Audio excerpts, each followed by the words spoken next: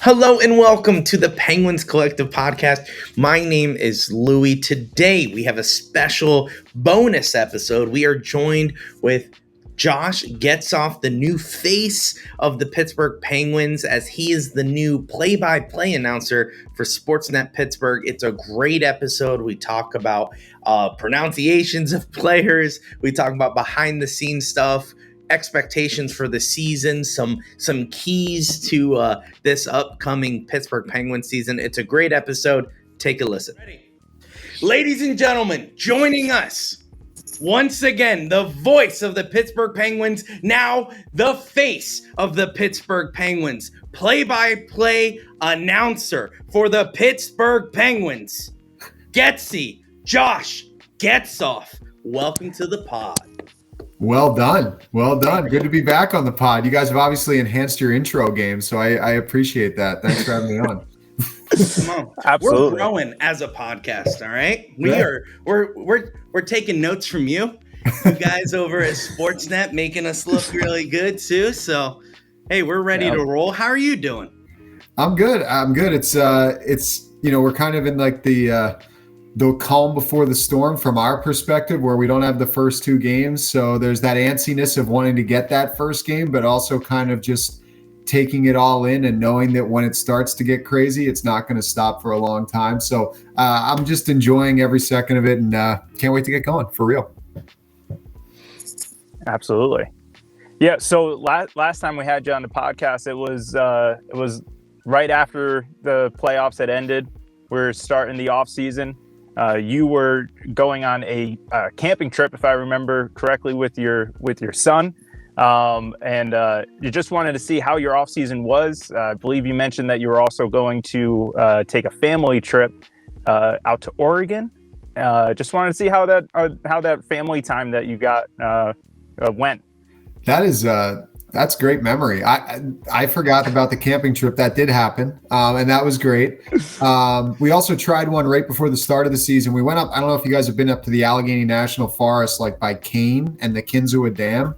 Well, for any of your listeners, awesome place, like really cool area. Hard to believe it's in Pennsylvania, honestly. Like it's got running streams and everything. It's really cool. But we spent one night there hoping to spend two, and the next day we got completely rained out. So came home. That was the only good part about it. It was a 2-hour drive back to Pittsburgh. So like wasn't terrible getting home after that. But that was the end of our summer. We did do the Oregon trip, like you mentioned. That was awesome. We flew out to Seattle and drove down to Oregon. And I had never been to Oregon in my life. Obviously, I've been to Seattle a handful of times with the Penguins. That's the reason I've been there. I haven't spent any actual time there. But Oregon is awesome. And if you've never been, I'm talking about the coast. Like we didn't really spend any time in Portland or anything like that. But the coast area of just being on the Pacific Ocean and the hiking and everything, it was awesome. And it's also really cool, which I didn't know until we got there, that the entire coastline of Oregon, like the beaches, are state parks. It's like a state law. So it's not like the beaches you're thinking if you go down to like New Jersey or like Ocean City, Maryland, or even like out in California where you're like, post up at the beach and you set up all day and you're hanging out and you go in and out of the water. It's just not like that. It's like mountain ranges and giant rocks formations and stuff. And it's cool. Like I was blown away by it. And some of the pictures we took, it's like, I look at them sometimes on my phone. I'm like, dang, I wish I was just like staring at this still. Cause it was like kind of like zen and cool. I mean, it was awesome. I had a great time out there. That's awesome. Glad you had a great trip. When was when did you find out that, hey, AT&T Sportsnet is now transitioning to Sportsnet Pittsburgh? And then when did you get the call, hey, we need a new face for the TV and we want that person to be you?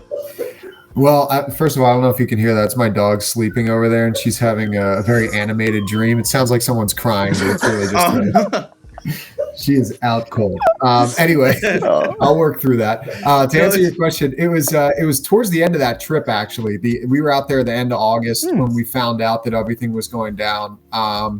And everything that happened in real time was exactly how it happened behind the scenes. It wasn't like there was any kind of lead up to it.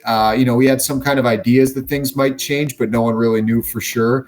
And it was quick. And, by the time I had gotten back from Oregon, it was more of like, all right, let's have some meetings and kind of figure this whole thing out. And I would say, by Labor Day, everything was pretty much squared away as far as what needed to happen and where things were going to go, like who was going to be where going into the next season. So it was fast. Like it was fast in the sense of like it was quiet for a while and then a lot of things happened really quickly. But it was all, I think, when you look at it, the Penguins fans win because you still get a lot of people that you're familiar with involved in the broadcast and maybe get to see them in some different avenues that could enhance certain aspects of the broadcast too. So I'm excited to be a part of it. That point was for you, Josh. That point was for you. You're up. Oh, my bad. Yeah. So no, speaking of just, in terms of ramping up for the season, I know we already had one game, not the outcome that we were expecting, but in terms of your expectations for the season,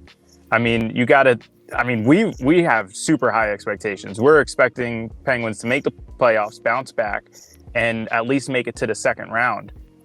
In terms of, I don't know if you can speak for the building, but from your sense of the building, like, I understand it's Stanley Cup or bust for pretty much every NHL team, but like, are there any like realistic expectations for the team? Like, from like your side of it? I think when you have guys that have won, like our core here in Pittsburgh, you always want to win the Stanley Cup. Like, I don't think you go into a season hoping to do anything less than that. But I think from a realistic perspective, I agree with you. I think the goal right now for this team, after you miss it last year, is to get in the postseason and then see what happens. Like, who knows how you get into the postseason? Remember the Penguins, when they won their cup in the first of those back-to-backs in 2016, they were like kind of wobbly. Remember, Mike Johnston got fired in December and Mike Sullivan comes in, but they really didn't hit their stride that year until March. And when they hit their stride, they hit it at the right time because they were flying come April, May, and then winning the cup in June. And the year after that was pretty similar, honestly. They were a bit erratic in the beginning of the year, and then they kind of got rolling around Christmas and had another run in March, and that propelled them to the playoffs. So I think it's, to your point, there was a lot of unfortunate memories that were not so long away that happened in that opener against Chicago, as far as blowing the lead and the third period falling apart and all that kind of stuff. So that wasn't good to see. But I think in the grand scheme of things, it's hard to make a sweeping judgment after one game, especially with all the new faces. I mean, they had 8 new guys in their starting lineup, counting Nedeljkovic, as far as guys that were dressed for opening night. That's a lot. That's almost half your roster of new faces coming on board and playing some critical roles for your team too. So I think that there's a work in progress element to this.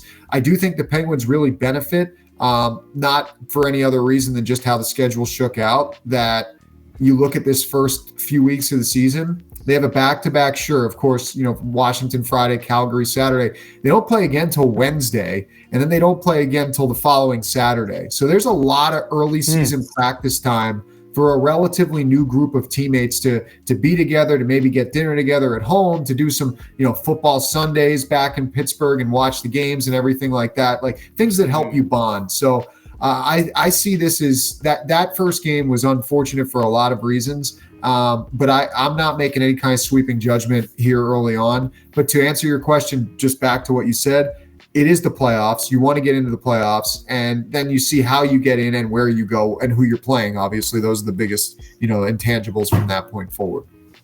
Yeah, because hey, on Twitter, I don't know if you were following along on when was the last game? Holy cow! Wednesday night. Tuesday. No, you're right. Tuesday night. Tuesday night. Yeah. Mm-hmm. Tuesday night. How many people were freaking out over that game? I think it's one game. Sullivan's got a lot on his plate. Bottom half of the roster is a completely new team. And like you said, they haven't even gelled, really. These guys are coming from different places. They have to get settled in. I don't know how many of you moved any time at all. Like, it's a hassle. It's hard to get situated in a new city, especially a city like Pittsburgh, where, you know, you can easily get lost no matter where you're going. So it's just, you come in, you're here for about a couple weeks, and you're expected to win your first game with a whole new roster, like 7-0. That's what everyone expected us to win against Chicago. But we knew it wasn't going to be easy. We knew we have a tall order of kind of gelling together. I don't know why people are expecting us to kind of go undefeated in an 82-game season and win the Stanley Cup all at once. Just because, you know, we have a strong court and we got Erik Karlsson doesn't mean that we're guaranteed to win the cup. So I'm glad you're not overreacting. That's good too. So it's good to know that the people in the organization are completely sane.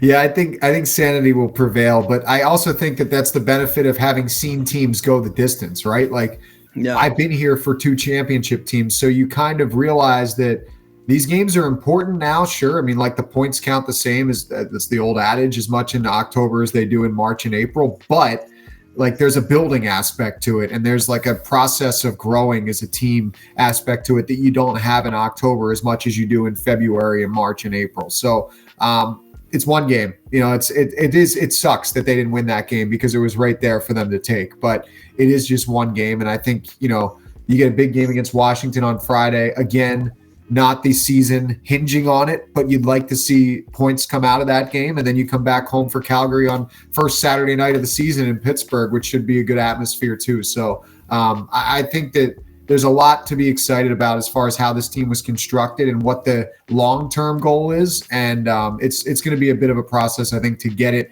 rolling. But once it does, I really like the makeup of this year's group.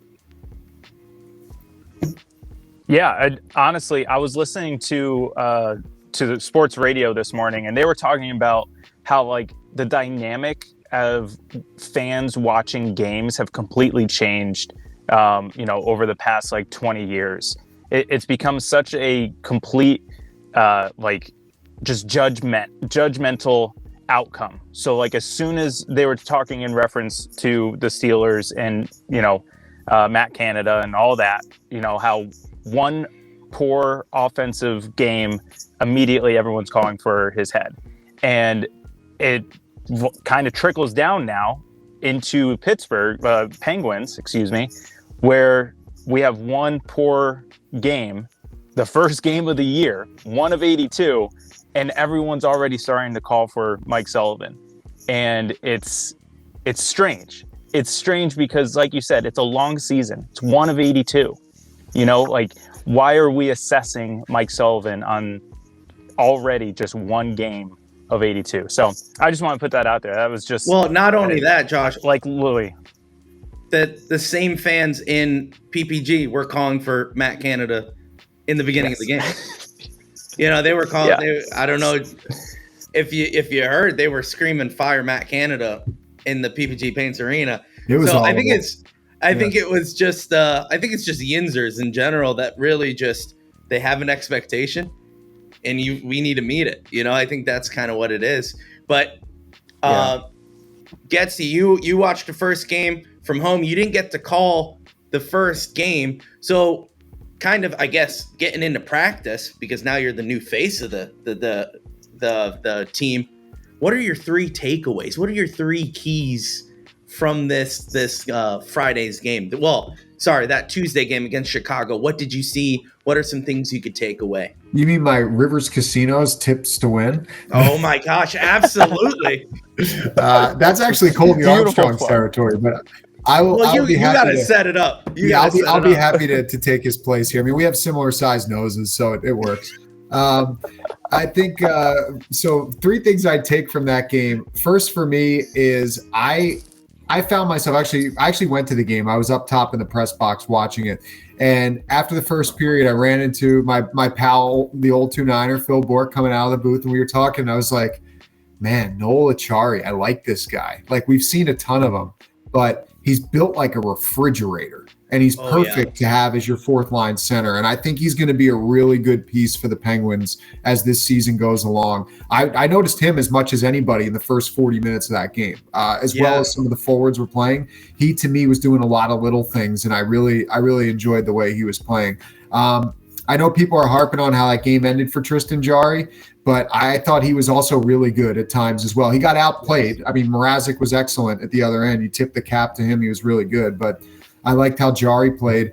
And for me, the same thing. It's one thing that is a little bit, and I hate to even bring this up because I feel like when you look at, like we just said, it's one game and you're not going to get overreactive. But what was the biggest issue last year with the Penguins? It was, aside from the goaltending situation, it was if it wasn't Crosby or Gensel or Raquel or Malkin scoring or Zucker, nobody was scoring. Well, the two goals last game were Rust and Crosby. So it's like, not that you didn't have opportunities. Like Riley Smith had 6 grade A chances. Like he probably had nightmares about Mrazek.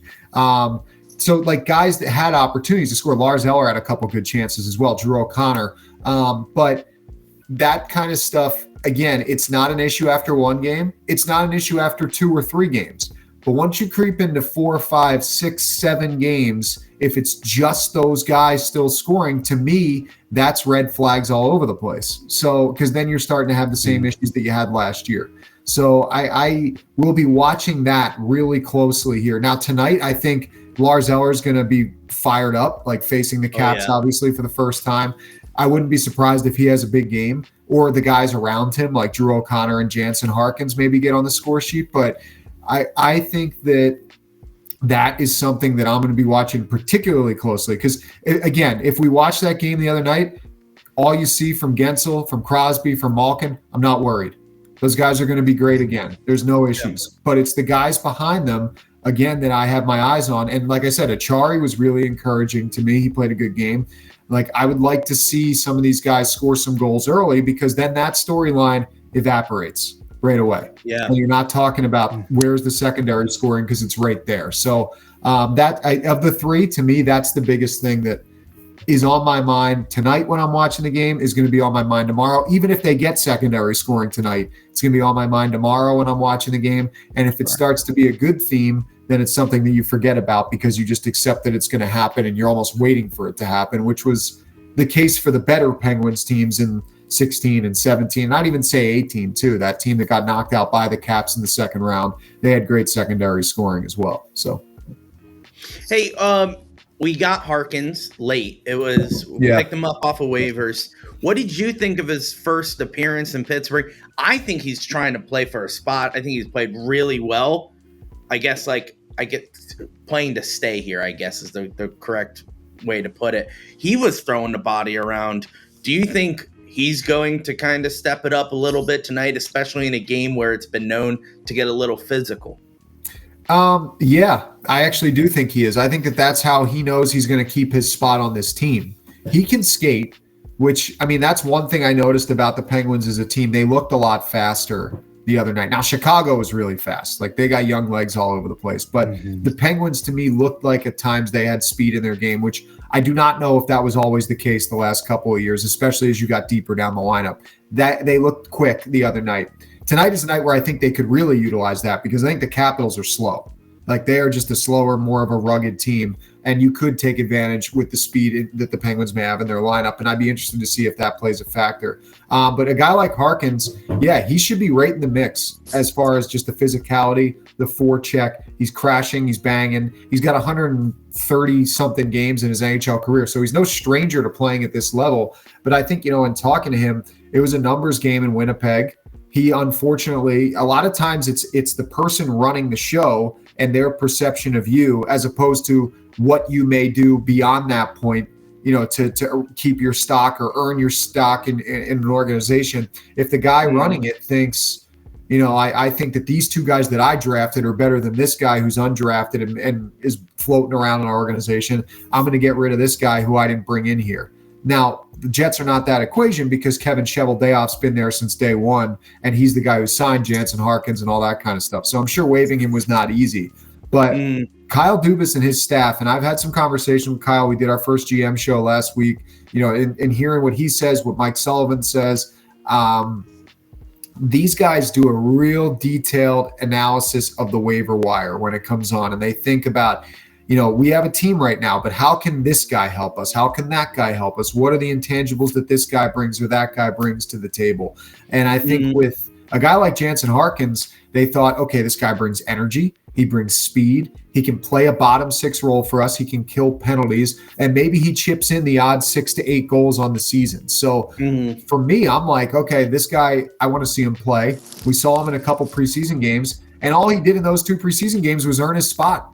I believe it. Like he showed Mike Sullivan, I'm not giving you a reason to take me off this lineup. I should be in the opening night roster. And he went from not even on the radar to a waiver claim to there getting a jersey last Tuesday against the Blackhawks. So I think that he's come a long way as far as just like where he's wound up to being on waivers a week ago. Sure. And I'm excited to see him. Like, I think that this is a guy that, you worry about guys around his age, like for when they're floating around a little bit, the consistency, can they do it every night? But if he can do it every night, or at least find some semblance of what he did in those preseason games every night, I think he's going to be a contributor. I think he'll bring an element that the Penguins sorely need in their bottom 6, and I'm excited to see him continue to grow here. Yeah, I'm excited too. I think a lot of cool things that kind of Dubas has done, and that's one of the questions I had last time we had you on.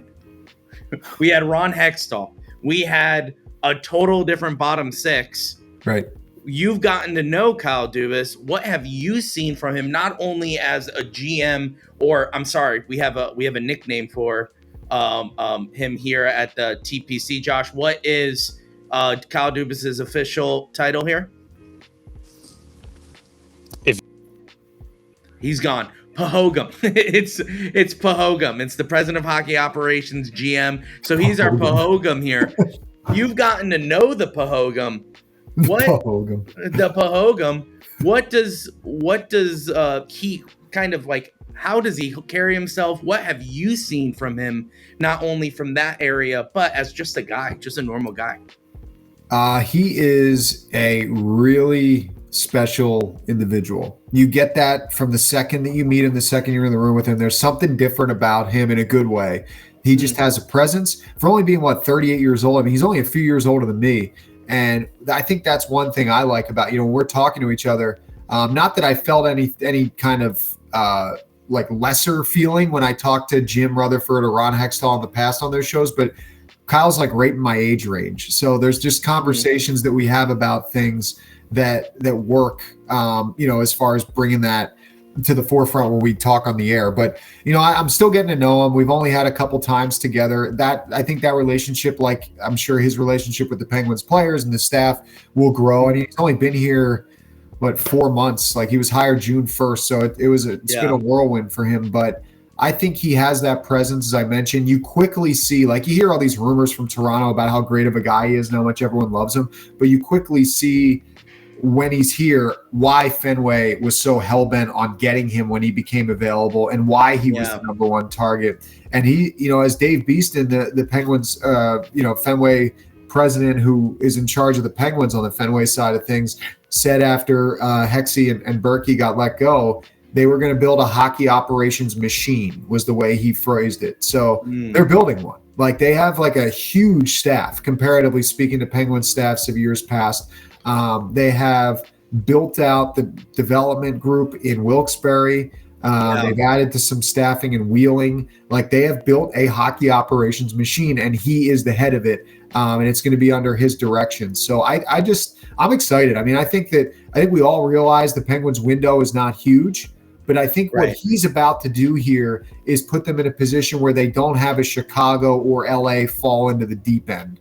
I think it's going to be more of a steadying, as opposed to this. It's going to be more of like this type of thing, which is why he's been brought in. And he's going to be here for the long term, and he knows that. So he wants to have a competitive team, and I think he'll do everything he can to make that be the case year in and year out. Yeah, I know there was more to this. But I just love the fact that we brought him in as president of hockey operations. And then like a month later, he goes, I can't see anyone else doing this job better than myself. Yeah. So I will be the GM from here on out. I just love it. I think it just takes the guy who's so confident in himself and also just have, frankly, the balls to be like, guess what, guys? I'm going to be the GM.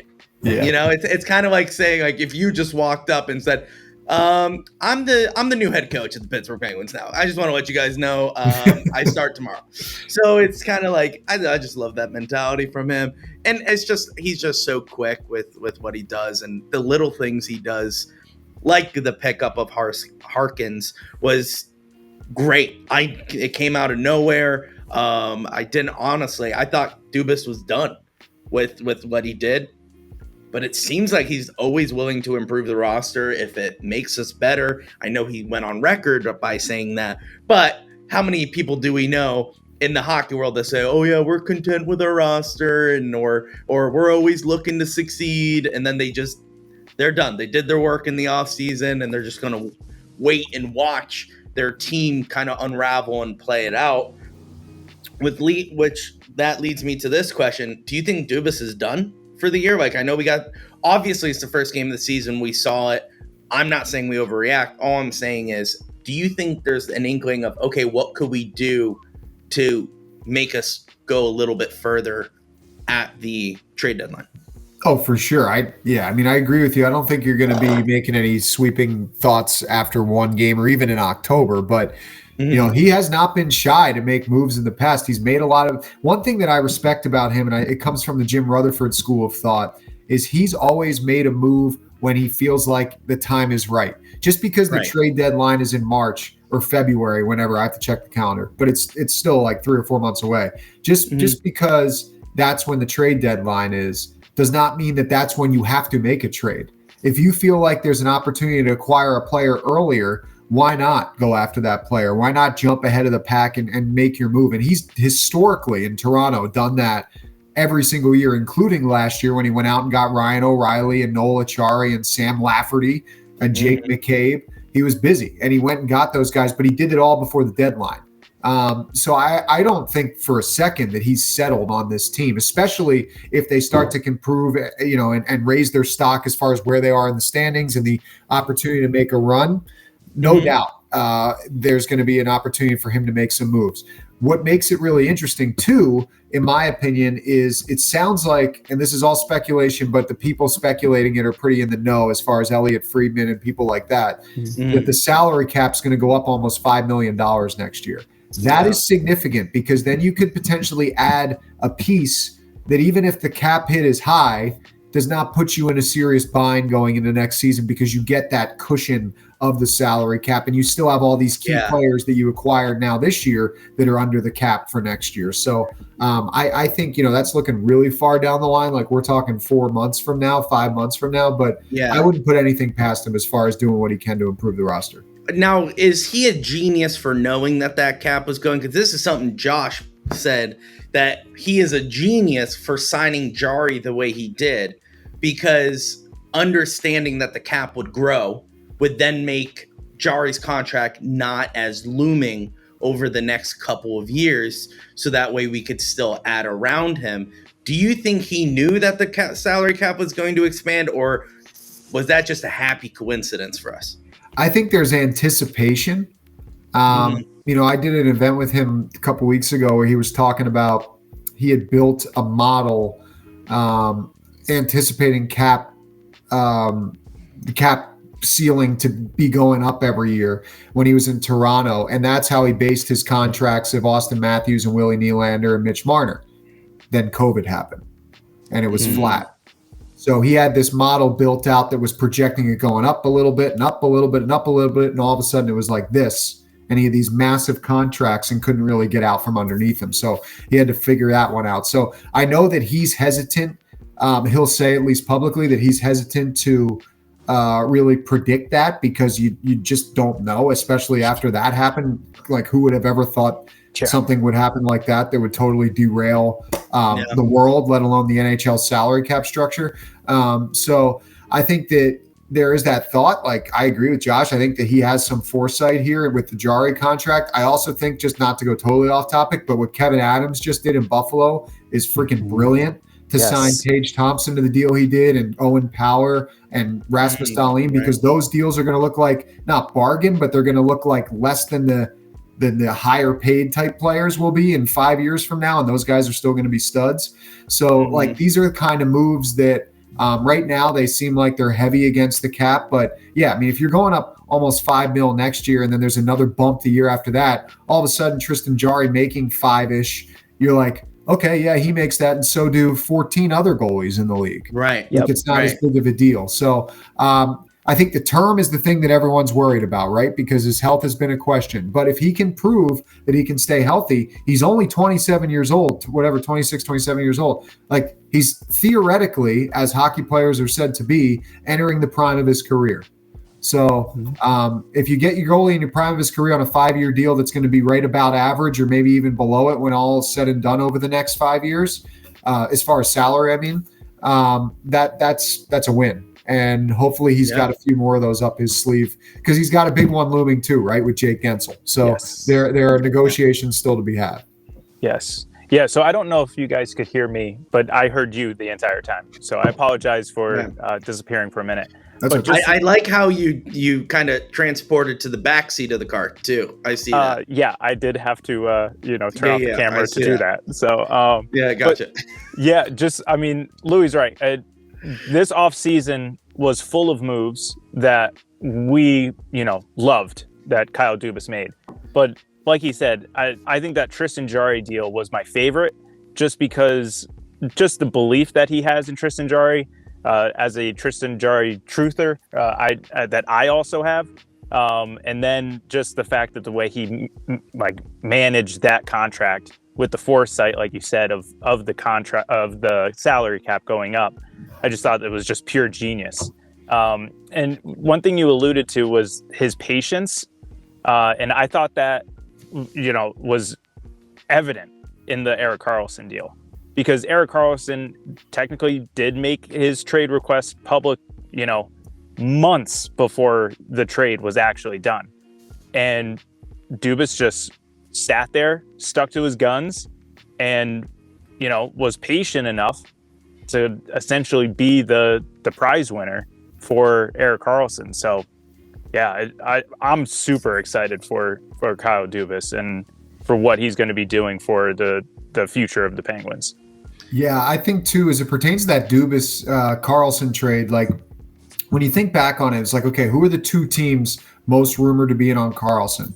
Or three teams, rather. And it was the Penguins, the Carolina Hurricanes, and the Seattle Kraken. Those were the three teams. Mm-hmm. So the Kraken don't generally, I mean, granted, they're in their 4th year of existence. No one really is going to have a true by-the-book definition of how they manage themselves, but they don't have a superstar. They've kind of made that their identity, that they're a bunch of just really talented, hardworking guys that you can kind of plug and play wherever in the lineup. But they did give Vince Dunn a massive contract this offseason as far as, term and contract. It was like a 7-year, whatever, $40-something million deal. So by their standards, it was high. By the rest of the league, it's kind of, again, like baseline for what second or third defensemen are getting on a team.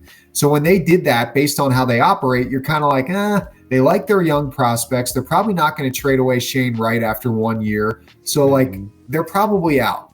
Then the Carolina Hurricanes go out and sign Michael Bunting and go get Tony DeAngelo again. Yep. And then you're looking at their blue line and they're like, well, one, they don't have the cap space. And two, where does, Karlsson, obviously, if he's added to a team, where he's going. He's going towards the top. But how does it fit in Carolina? So to me, when Carolina made those trades, I was like, well, he's either coming to Pittsburgh or he's starting the season as a Shark and getting traded somewhere else, because no other team really – and you knew that he had told the Sharks that Penguins were an option for him. Yeah. Mm-hmm. So I agree with you guys. I think Dubas kind of waited it out. He was smart. He always kept the cap space play open.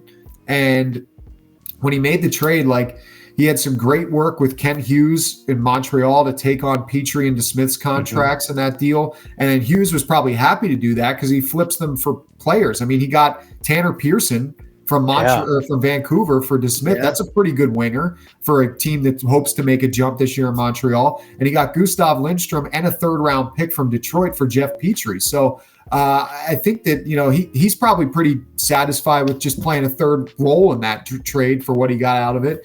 And then San Jose, I guess it makes sense for them to take on Ruda and Granlund because they have to be towards the cap floor. But that was really, you saw that trade, and I know a couple people have said it, but you're like, what? They did this? They agreed to it. Okay. The best player in the trade without question was Erik Karlsson. So if you're trading away 2 guys that you felt like, especially with Granlund, that just call it for what it is, it didn't work here, and Ruda just couldn't stay healthy. And you get that guy who just put a 101-point season up and is only the 6th defenseman ever in the history of the league to have an 100-point season. I'm like, okay, sign me up. Like, guy's only 33. He's a Swede. They tend to have long legs in them too. Like, they play for a while. So if he's playing the rest of his contract out and he's going to have productive seasons, then let's see it. I will say this, though. From one selfish point, I really, really hope he doesn't score tonight, and I really hope he scores his first goal tomorrow because I want to call his first goal as a Penguin. I'll be a little sad if I miss out on that, but that's just the reality of TV. But if his first goal tonight means the Penguins win the game, then he can score his first goal tonight. That's fine with me. So I actually, that was one of the questions I had for you. So obviously you've been doing radio for a very long time, which is, we love you as the voice of the Penguins. Now you have FaceTime. So how are your calls going to be different? Like, are you working some, smiling like a butcher's dog stuff? Like, you're writing in a journal? Like, what kind of stuff do you have working, you have cooking for Penguins fans this season? I think that for me, I've said this from the get-go, and I took over for Mike. You're not going to get Mike with me. Like, I love Mike. He's a hero to me. He's a mentor to me. We still talk all the time. But I'm not going to give you any of those one-liners because those are Mike's calls. Like, I've always said that I'm not trying to stand in someone else's shoes. I'm just trying to stand tall enough to fill my own. That's my line when I talk about this opportunity. And I feel the same way. Radio is way different than TV in the sense that there's just less words needed, which I think, as much as I love the aspect of, telling the story in radio and giving you the full description, that'll be hard for me initially to drop the verbiage from my repertoire when I'm calling games. But it comes with games, just like any line of work. The more times you do it, the better you get at it. But one thing that I've always felt like I do a good job of is conveying the moment with my urgency in my voice or just how my tone is. And you can still do that with less words when you're calling a game. I don't need to tell you that Karlsson has the puck at the right wing circle because you can see it. So it's little things like that I'll work out, but I'll still keep, I had dropped it in the preseason a couple times. The PPG for PGH is going to stay. If the Penguins win a game on home ice, it's always going to be a 2-point party on Fifth Avenue, which is a nod to Mac Miller. Nice. So I think that those kind of things will remain. And, maybe there'll be a couple things that just come organically as the year goes along. But I don't try to plan those things out because I feel like you can kind of get into a little bit of a tough spot in those situations when you plan too much, where you're almost looking at a script as opposed to reacting to what you're seeing. And so much of what we do is just that genuine enthusiasm and reaction to the moment. And if you're trying to remember to say something, it takes a little bit away from your just organic, reaction to what you're seeing. Right. Maybe the TPC could get you to say a little word or something. We can sneak something in. Yeah, we can work a contest if you want me to work a word in and do something. I could try that out. So much fun. As long as we don't tell my bosses about it and I can just work it in there, that's fine with me. So that's fine. That's fine. Yeah. Just pull a Cal Dubin and say, "This is what we're doing now." Right. That's all you got to do. Honestly, he's a funny guy. He probably would enjoy it. So hey, let's do that. Now, here's one last thing before you go. Sure. We've been called out 1,000 times for mispronouncing hockey players' names. All right. We were calling Nedeljkovic Novak Djokovic just because we just couldn't get the name right. Do you just sit down and practice? Do you talk to the guys on how they would get their names pronounced? Like, we thought it was a sorry. Yeah. Right. Sorry. Okay. I'm getting my board right now so you can see what my boards look like. Oh, a little behind the scenes. Love it. This will give you an idea of what I do because I agree with you. Sometimes it's a little bit harder with certain names. But my opinion is I need to say their name correctly. So whatever comes across to helping me say their name correctly is how I'm going to do it. So Nedeljkovic, there's no H at the end of his name. On my board, because he was starting this game, that's why he's highlighted in green, I write the VICH. Look at that. When I look down, I want to know that's how you say his name. I'm trying to find you another one here. So they played Detroit in the preseason. There was a Emil Viro. His name was spelled Emil, and the last name was Viro. So you could think Viro, but it's Viro. Right. So when I wrote his name in, see if I can get it there. Where is he? There, right there. Emil Viro. I wrote it phonetically. Yeah, so you can even more it's cider right underneath him. That's phonetic. That's not how he spells his name. But I do that because when I look down, I don't need to be guessing. Like if your name is spelled one way, but it's pronounced another, I'm going to write it how it's pronounced. It's not because I don't know how to spell your name. It's just because I need to say it correctly. No. I completely agree. We literally, it was the last 2 episodes.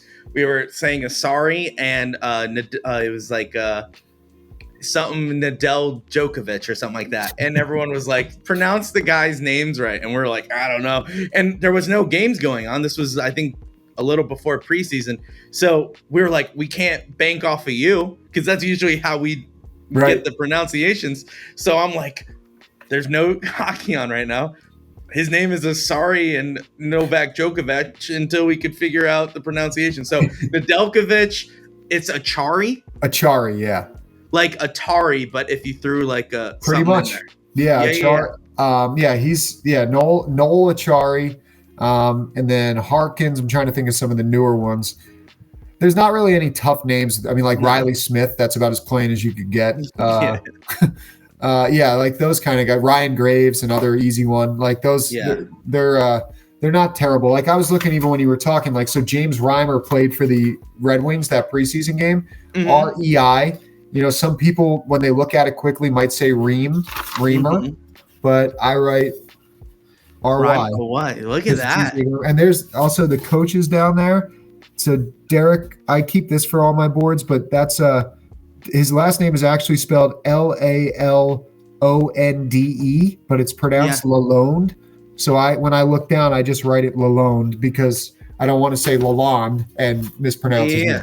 So this is just sitting right in front of you as you're calling the game. Yeah, these are my boards. So like I generally will have them. I'm not holding them, but like they're kind of like this in front of me, and I stand when I call the game. So like I have direct access to look down at these, and these are my Bible when I'm calling the game, but they're not my be all end all. Like I have my notes. I have the game notes that the PR staff supply us. I have my own, a little notebook that I keep of any conversations I have with players that I want to just jot down some stuff. So, it's kind of like that. No, that's awesome. Because we're always like, I don't know how to do that. I don't know. My thing, I like just watching games. I'm like, how do they say these names so fast?